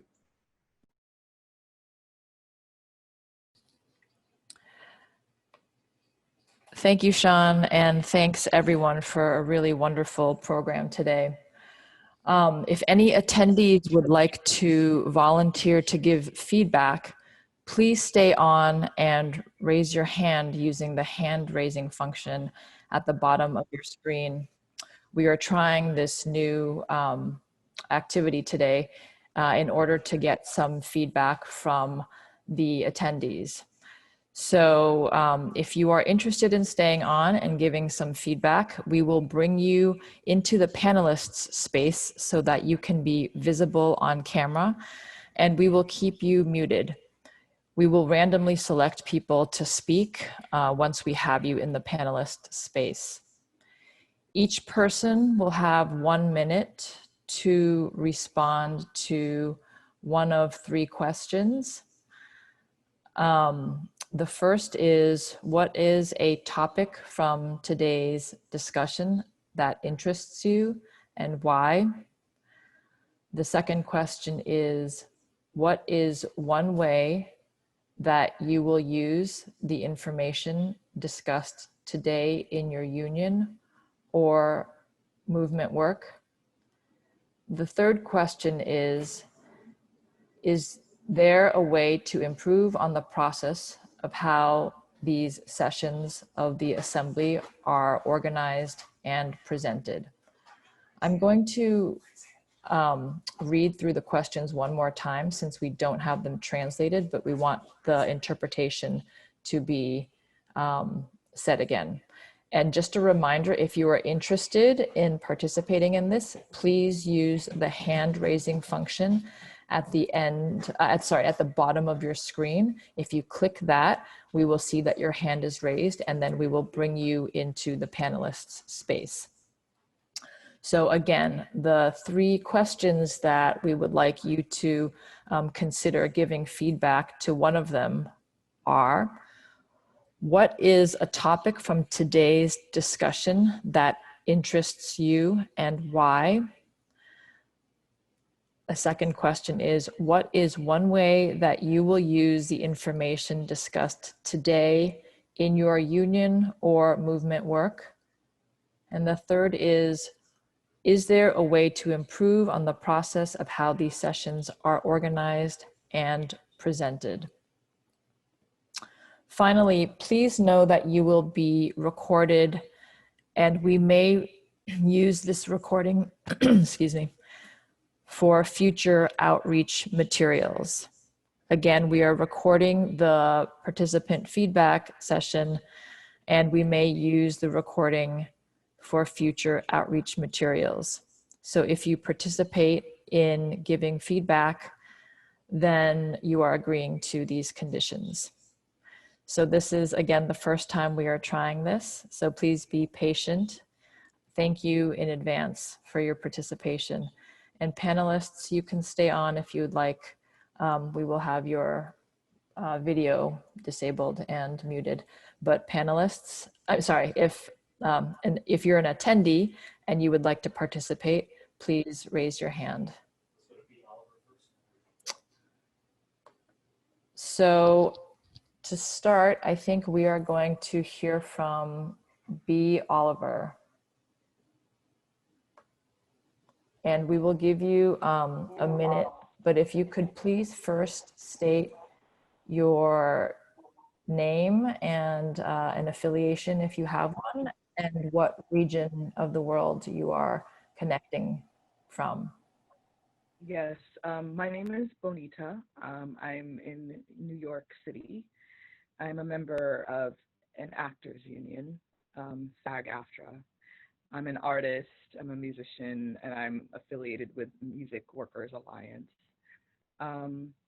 I am really pleased that you're having these discussions and that you're talking about how to make sure that the control or the organization is going to be at a local level. I'm really interested in how we can work together globally. I'm really happy that you're having these discussions, and I'm really glad that you've opened it up to having feedback from this global community. So I hope that you do keep doing this, allowing time for this with every session going forward.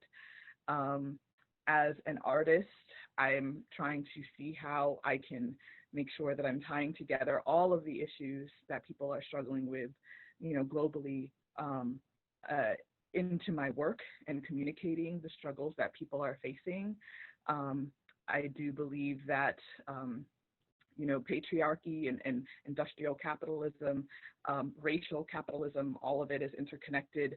And in order to dissect and dissect the issues and think of new ways to work together, to support each other. Thank you, B. That's 1 minute. Okay, thank you. Thank you so much. Next, we're going to move to Christian. Christian, if you could just state your full name and your affiliation and what region you are connecting from. Hola, soy Cristian Cuevas. Hello, I am Christian Cuevas.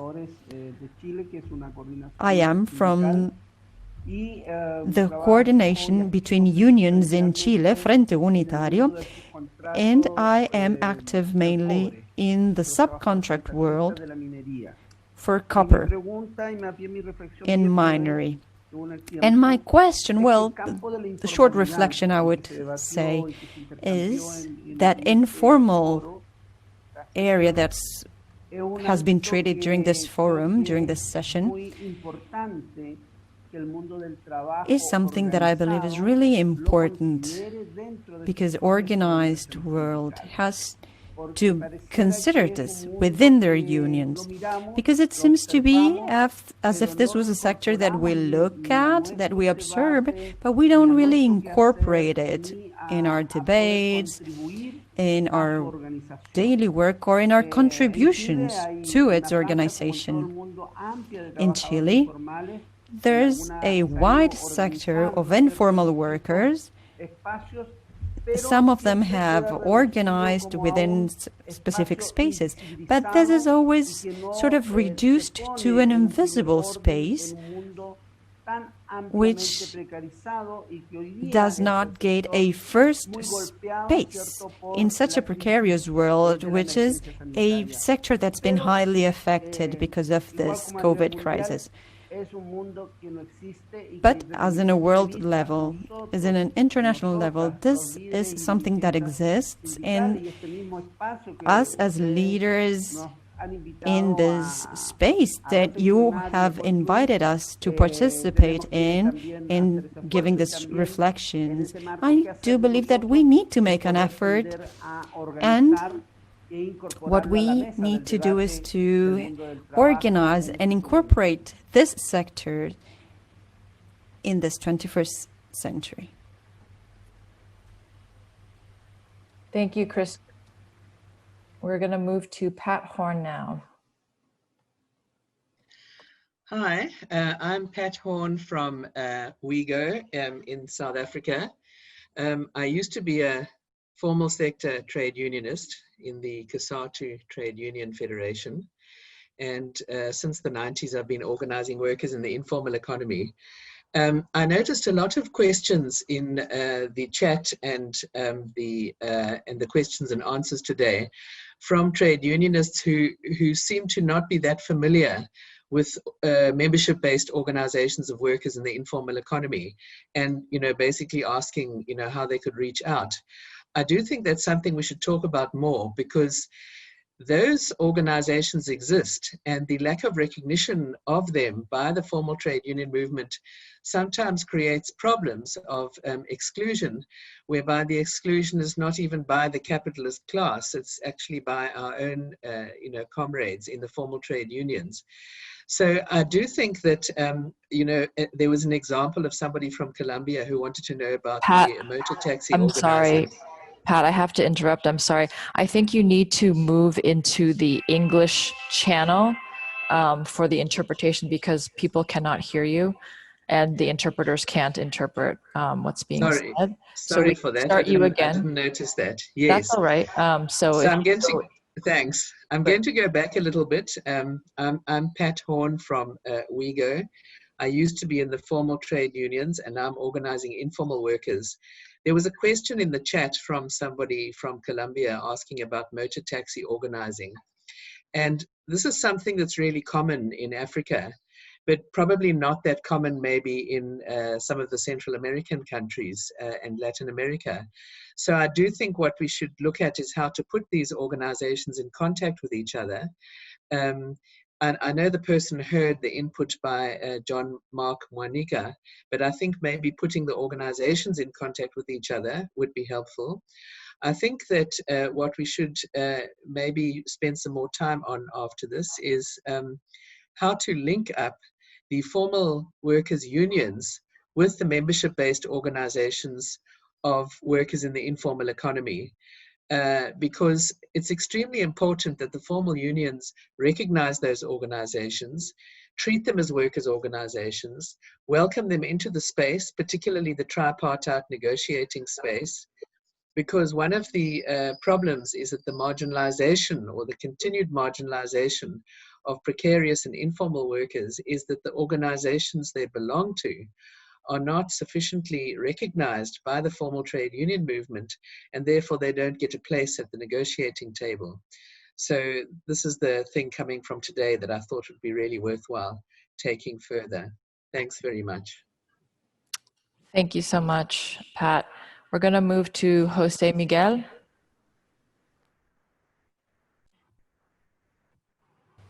Buenos días a todos los colegas, a todos los camaradas del mundo. Hello to all our comrades and colleagues from the world. So this is what I've been thinking about. After I heard our comrade from Chile, how these challenges have, besides from climate change, and regarding the exposure of what our comrade from Argentina said, I would like to know what is that new process of rurality that they are trying to do in Argentina. So we are now in Colombia. We have millions of people who have deserted from the fields to the cities, and this would be a very good proposal for us to understand how we can go back to having people in the country, in the fields. Thank you.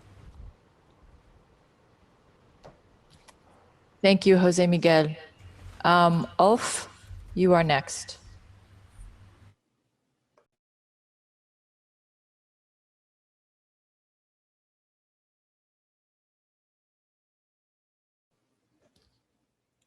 Ulf, are you there?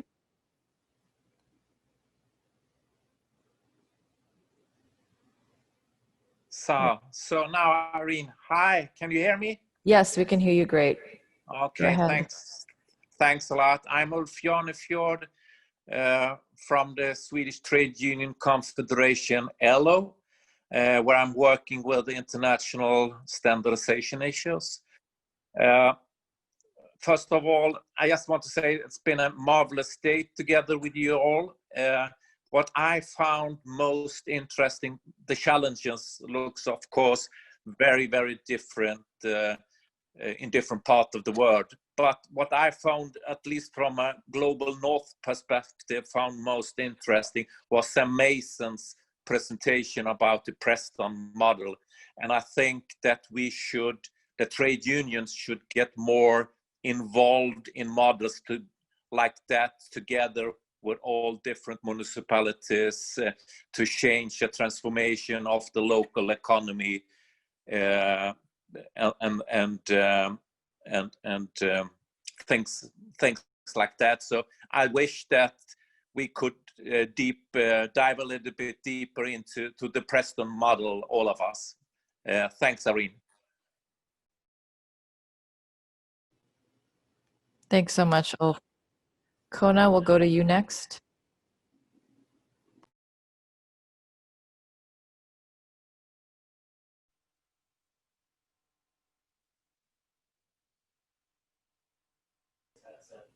Kona, we can't hear you. Either maybe try unplugging your headset and seeing if we can hear you directly through the computer, but then you have to speak closely to the computer's mic. He's muted. I'm Kona Vishnu from India. Basically, I belong to All India Railwaymen's Federation. That is the largest and the oldest federation on Indian Railways. Like basically, we are facing a problem of this labor issues. Like what we have is that the 12 hours working and some of the workers on Indian Railways. The International Labour Organization only says that we have to work for 8 hours per day, and that makes up to about 40 hours per week. But some of the workers are working for 48 hours or even more than that. And when we take it as an organized labor, when we take it up to the Ministry of Labor and Ministry of Railways, they say that it's impossible because the number of workers are very less. So this issue, we have been trying to sort it out, but years together we are facing this issue. And the gatemen who are working hard, maybe around 12 hours per day also, they face this problem. That is one thing. And second issue is that in the unorganized sector, like the transportation sector, when we have the Ola and Uber cab drivers, they are also working for more than 8 hours per day. And then there's a issue of safety for them. So we have the safety issues for them where they don't even have insurance. And now due to this COVID-19, there are many drivers who are getting infected by this COVID-19 and are also dying. So what can we do as a GTUA? What best possible solution can be sorted out in this regard? Thank you. Thank you, Kona. We're going to move on to Moises. Muy buenos días. Primero que todo, saludar y felicitar. Morning, everyone. Esta asamblea I would like to greet and congratulate this World Assembly and this debate. And I would like to say that I was very impacted by Barbara Figueroa's presentation about Chile, the need to transform the development system. I think that there's where we have the core and the element that we all workers, informal workers, unemployed, we have to find a way to work together to transform this model which promotes poverty and exclusion. Secondly, starting from the thesis that was stated by Barbara, I would like to say that there is a big challenge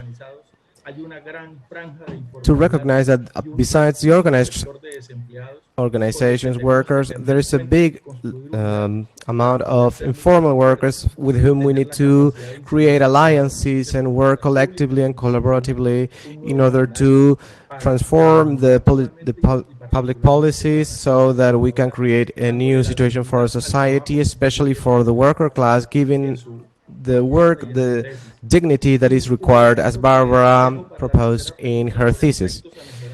And something that I would like to leave for the third question about the elements to improve. There is always room for improvement.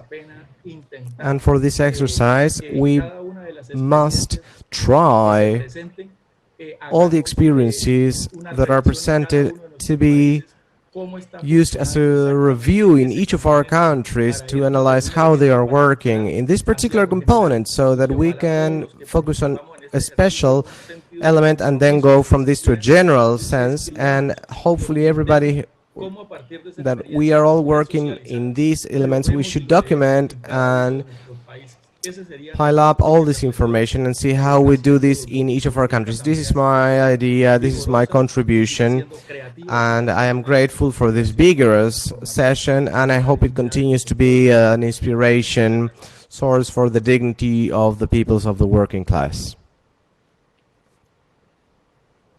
Thank you, Moises. Gracias. Jose, you are next.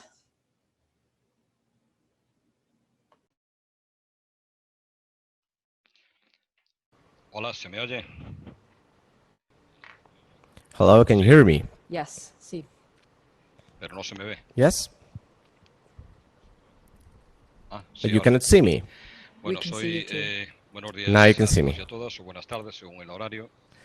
Good morning, everyone. Good afternoon, depending on your time. This is Jose Luis Rivera. I work in international relationships in the Confederation Carga, the Union of Administration in Galicia. From the session today, I would like especially say that we are interested in everything related to the informal work, informal unregistered work, and something that not being informal is quite close to it, which is advancing in a worrisome fashion in the Western countries as well as here in Europe.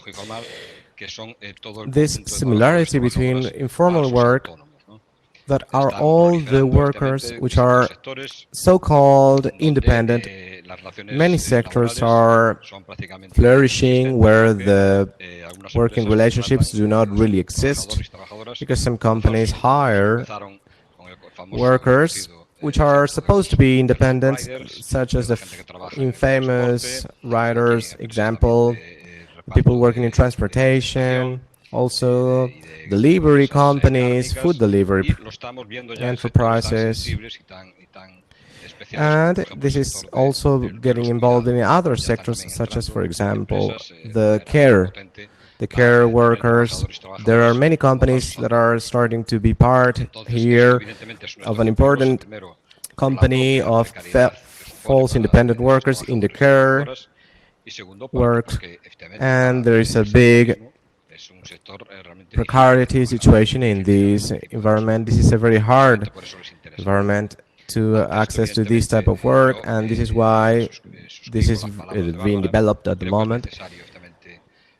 I also agree with Barbara. I believe it's necessary to have some kind of more strong to fight union model so that we can have the strength to fight, and it's important that the international unions have to also change this dynamic that until today we are talking about a social pact, but now this is not useful if this doesn't go together with the work and the mobilization.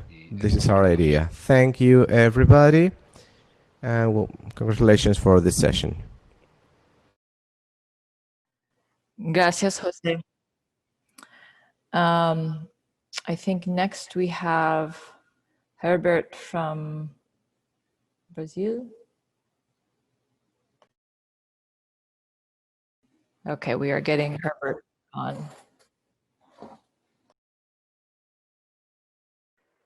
Oi, hi, olá. Meu nome é Herbert, sou do Brasil. My name is Herbert. I'm from Brazil. I'm from CSP com Lutas.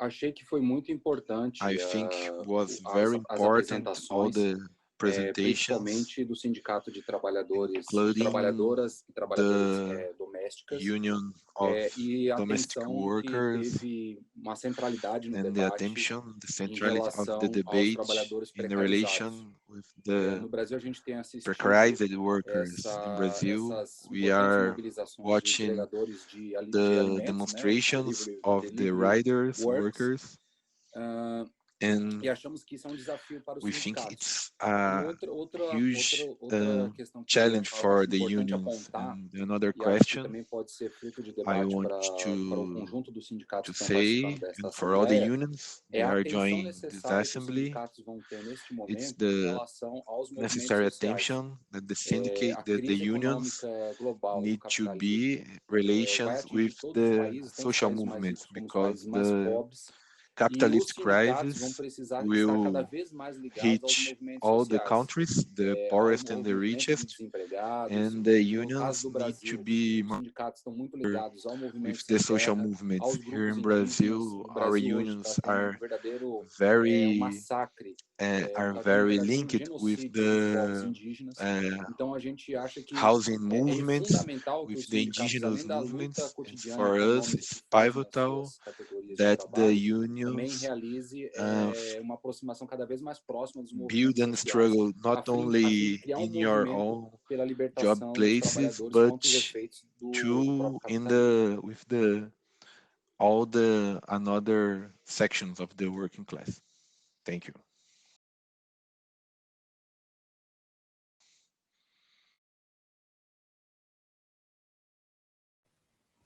Great, thank you, Herbert.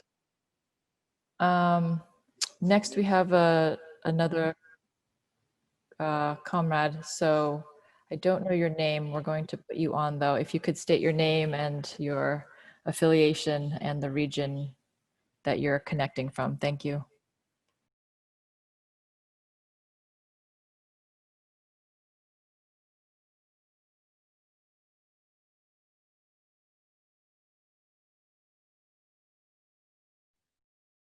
Hola. ¿Sí me escuchan? Sí. Please go ahead.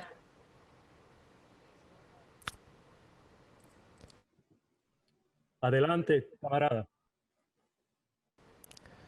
Perfect. Thank you, comrade.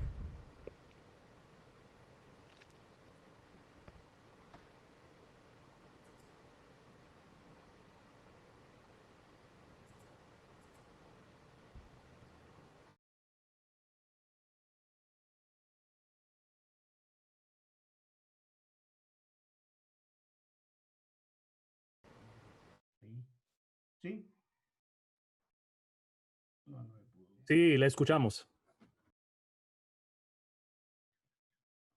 We can hear you.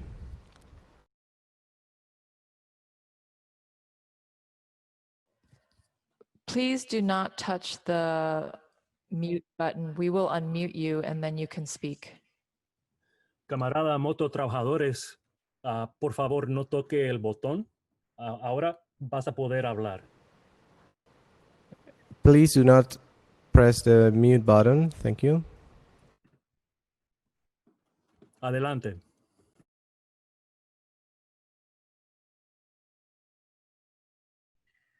De parte de los mototrabajadores de Colombia, From part of the motor drivers in Colombia, we would like to thank the opportunity we have given us and to listen to all the experiences around the world. And we would like to open this room, this space, so that the informal work is not an invisibilization from part of some worker unions. The informal work is usually on a second place or in the background. As the previous colleague mentioned, that this must be visibilized. We must have a voice. For example, the motor taxi in Colombia is a step for informal workers who have been left behind and are in a very bad situation now, and we can strengthen the social movement in Colombia as long as there is a solidarity of class from the working centrals or centers, because their treatment is not very good at the moment. But it's important to be honest in this fight where the workers have been going through. The important thing is that the motor taxi is part of the economy now, and here in Colombia it's important to pay more attention to this process, which has been mistreated by the government policies. Thank you very much.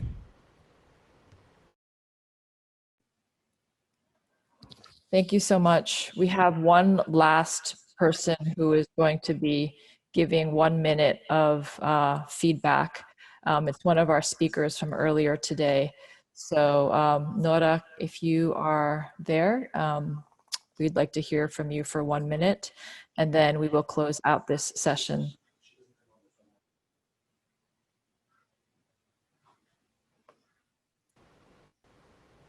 Nora?